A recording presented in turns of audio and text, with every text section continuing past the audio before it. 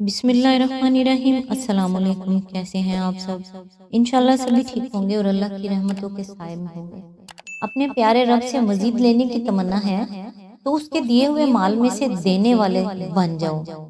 वो अजीम ज़ात ऐसे नवाजता जाएगा कि कभी तंगी महसूस नहीं होगी। आपके पास अच्छे ख्यालात हैं, वो लोगों के साथ बांटें। इंशाल्लाह मजीद अच्छे ख्यालात आएंगे। दूसरों के साथ इज्जत से पेश आएं। वो इज्जतों का मालिक अल्लाह आपको मजीद इज्जतों से नवाजेगा। अल्लाह सुब्हानो व तआला की नेमतों पर न सिर्फ खुद शुक्र अदा करें बल्कि अपने बच्चों को भी उसका आदी बनाएं।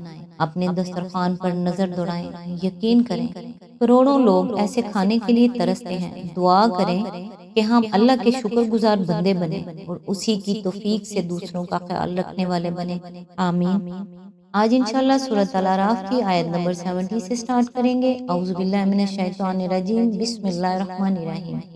उन्होंने जवाब दिया, क्या तू हमारे पास इसलिए आया है कि हम अकेले अल्लाह ही की इबादत करें और उन्हें छोड़ दें जिनकी इबादत हमारे बाप दादा करते आए हैं?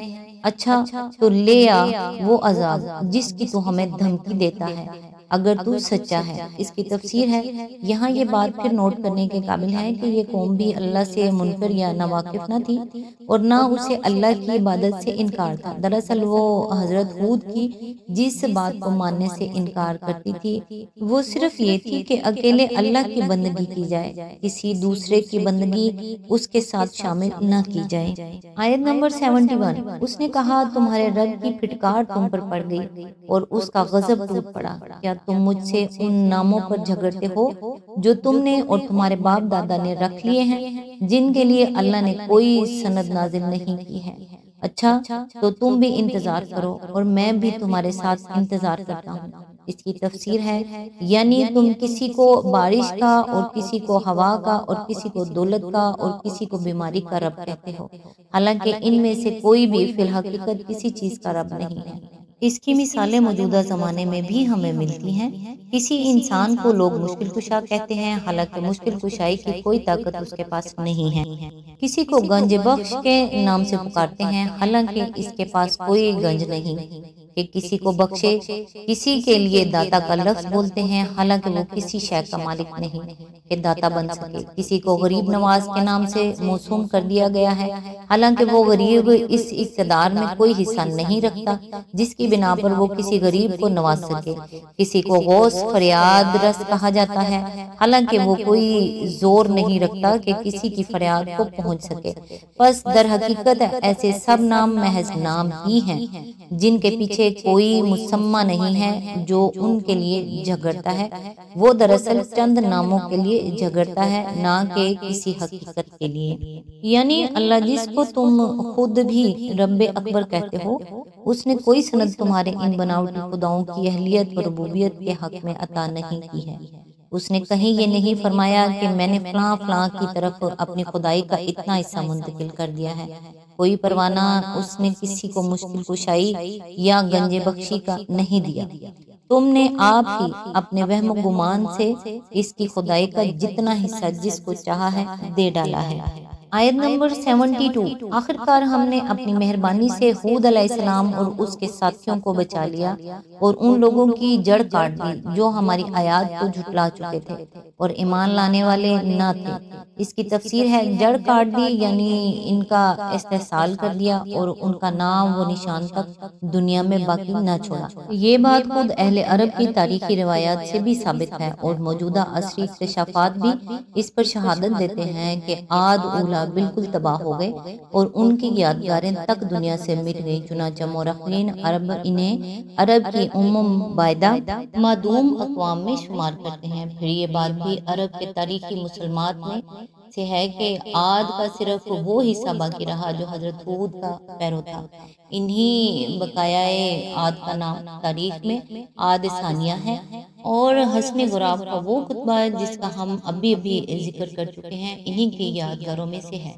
इस खुतबे में, जिसे तकरीबन 1800 बरस कबल मसीह की तहरीर समझा जाता है, माहरीन असार ने जो अबारत पढ़ी है اس کے چند جملے یہ ہیں: ہم نے ایک طویل زمانہ اس قلعے میں اس شان سے گزارا ہے کہ ہماری زندگی تنگی و بدحالی سے دور تھی، ہماری نہریں دریا کے پانی سے لبریز رہتی تھی، اور ہمارے حکمران ایسے بادشاہ تھے جو برے خیالات سے پاک اور اہل شر و فساد پر سخت تھے۔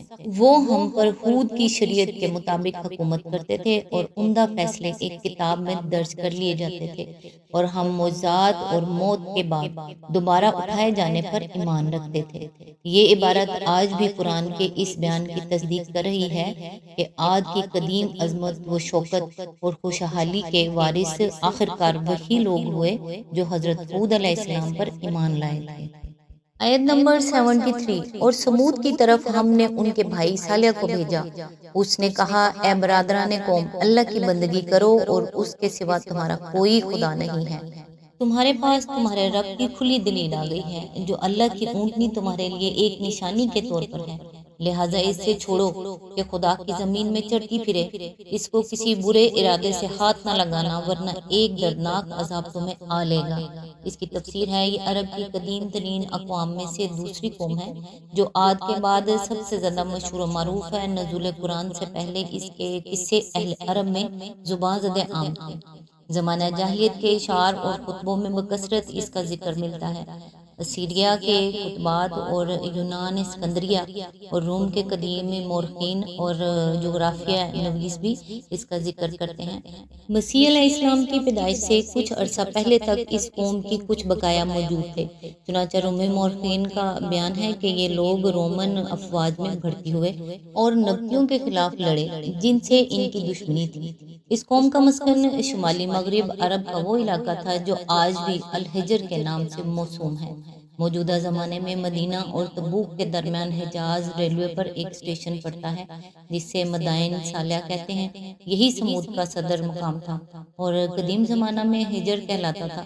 اب تک وہاں ہزاروں ایکڑ کے رقبے میں وہ سنگین عمارتیں موجود ہیں جن کو سمود کے لوگوں نے پہاڑوں میں تراش تراش کر بنایا تھا، اور اس شہر خموشہ کو دیکھ کر اندازہ کیا جاتا ہے کہ کسی وقت اس شہر کی آبادی 4-5 لاکھ سے کم نہ ہوگی۔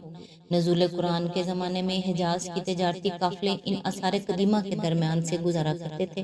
نبی صلی اللہ علیہ وآلہ وسلم غزوہ تبوک کے موقع پر جب ادھر سے گزرے تو آپ نے مسلمانوں کو یہ آثار عبرت دکھائے اور وہ سبق دیا جو آثار قدیمہ سے ہر صاحب بصیرت انسان کو حاصل کرنا چاہیے۔ ایک جگہ آپ نے ایک کنویں کی نشاندہی کر کے بتایا کہ یہی وہ کنواں ہے جس سے حضرت صالح علیہ السلام کی اونٹنی پانی پیتی تھی، اور مسلمانوں کو ہدایت دی کہ صرف اسی کنویں سے پانی لینا، باقی کنووں کا پانی نہ پینا۔ ایک پہاڑی درے کو دکھا کر آپ نے بتایا کہ اسی درے سے وہ اونٹنی پانی پینے کے لیے آتی تھی۔ چنانچہ وہ مقام آج بھی فج الناقہ کے نام سے مشہور ہے۔ ان کے کھنڈروں میں جو مسلمان سیر کرتے پھر رہے تھے ان کو آپ نے جمع کیا اور ان کے سامنے ایک خطبہ دیا جس میں سمود کے انجام پر عبرت دلائی اور فرمایا کہ یہ اس قوم کا علاقہ ہے جس پر خدا کا عذاب نازل ہوا تھا، لہٰذا یہاں سے جلدی گزر جاؤ۔ یہ سیرگاہ نہیں ہے بلکہ رونے کا مقام ہے۔